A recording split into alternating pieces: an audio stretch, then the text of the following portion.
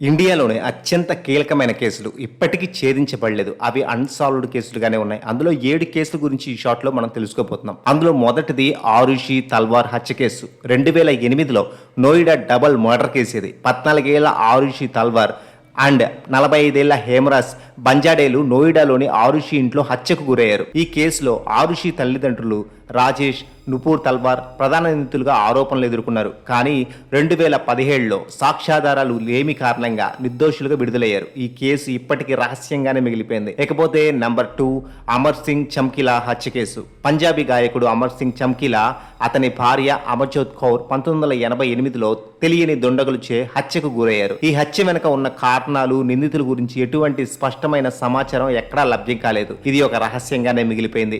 ఇకపోతే మూడవది stone man హత్యలు.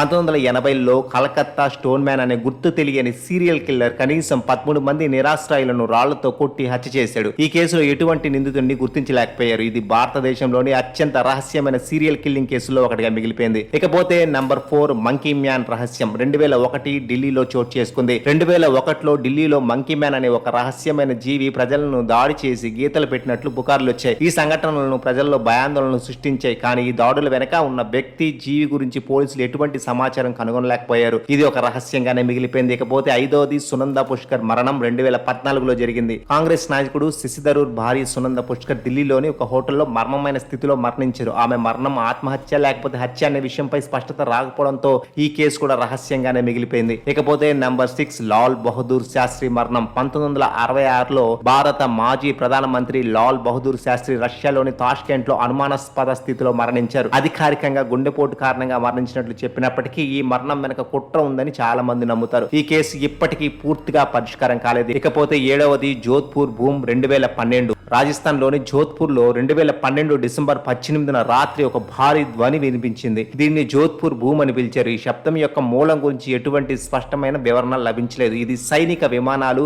ఇతర కారణాల వల్ల కావచ్చని అనుమానించినప్పటికీ ఈ రహస్యం ఇప్పటికీ అలాగే ఉంది.